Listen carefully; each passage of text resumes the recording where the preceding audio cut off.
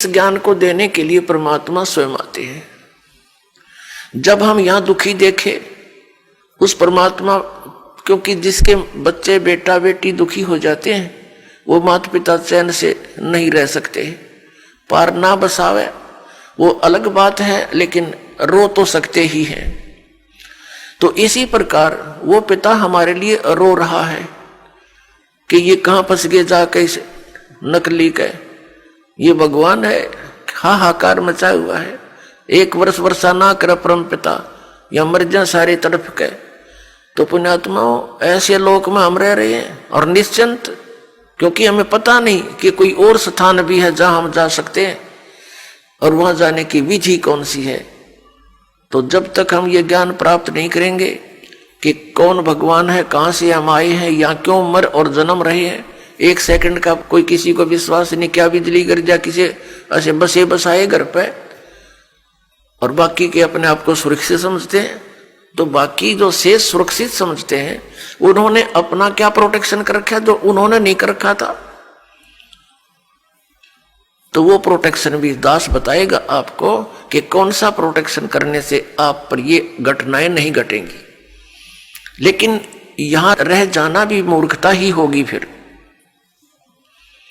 अब वो समय आ गया है कि हम उस लोक को जा सकते हैं जहां से हम बिछड़े हुए हैं, जहां हमें सब सुविधाएं उपलब्ध हैं। और वो लोक है सनातन परम धाम, यानी सतलोक, सचखंड। वहां जाकर के हम सुखी हो सकते हैं। तो जो प्रसंग चला है कि हम अलग अलग बना दिए इस काल ने, ये अब कलयुग में ही क्यों बनाए? पिछला इतिहास देख लो, कोई अलग मजहब था ही नहीं। जब परमात्मा को पता लग गया कि ये घने दुखी हो गए मेरे बच्चे, अब वो यहां इसलिए आना पड़ा क्योंकि यहां काल भगवान ने अपने तीनों पुत्रों रजगुण ब्रह्मा, सतगुण विष्णु, तमगुण शिव जी के अंदर एक एक गुण बना के युक्त कर दिए। जैसे मिर्च होती है, मिर्च उस गुण युक्त है, और जब मिर्च का छौंक लगता है रसोई में, किचन में, तो वहां से उसकी निर्गुण यानी निराकार इफेक्ट दूसरे कक्षों में भी होता है, दूसरे कमरों में बैठे हुए सदस्यों को भी होता है, और छींकें आनी शुरू हो जाती हैं। ना चाहते हुए भी, रोकने से भी नहीं रुकती, वो छींकें अपने आप आनी शुरू हो जाती है।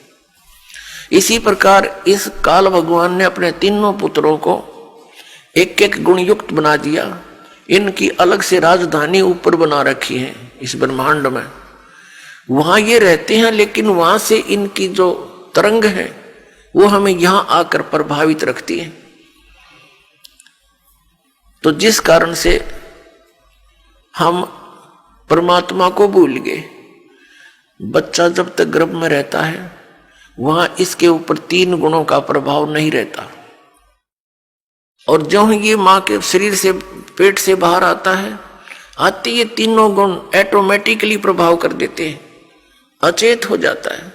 इसको नए सिरे से समझाया जाता है, तू कौन है, ये तेरा पिता कौन है, तेरी माँ कौन है, तेरा भाई कौन है। इस तरह की पढ़ाई पढ़ा के काम चलाओ, इसको तैयार करते हैं। फिर परमेश्वर आते हैं स्वयं उस तत्व ज्ञान को प्रदान करने के लिए, और हमें ये बताने के लिए कि तुम यहाँ के वासी नहीं हो, तुम यहाँ काल के भयंकर लोक में रह रहे हो। तो पुण्यात्माओं, ये ज्ञान परमात्मा सतयुग से ही बताना शुरू करते हैं। लेकिन सतयुग त्रेता द्वापर में हम परमात्मा के इस ज्ञान की तरफ ध्यान नहीं देते। कारण क्या है? तो वो कारण बाद में बताएंगे। पहले हम जिस प्रसंग पर चले हैं इसको दोबारा लेते हैं। तो परमात्मा ने देखा कि मेरे बच्चे बहुत बुरी तरह दुखी हो रहे हैं।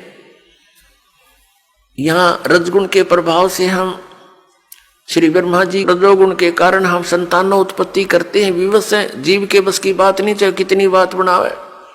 इसके आगे खुद शंकर भगवान भी फेल हो गए, जो भगवान की संज्ञा में हम लिया करते थे।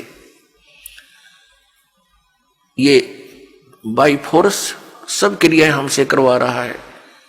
फिर एक दूसरे में मोह ममता भाई बहन, पति पत्नी में, माता पिता के अंदर, संपत्ति में, ये मोह जो उत्पन्न होता है, ये एक ऐसा अनविजिबल रोप है, ये अदृश्य रस्से बांध रखे हमारे, ये जीव के बस का नहीं से दूर हो जावे। इसको सतीथी बोलते हैं।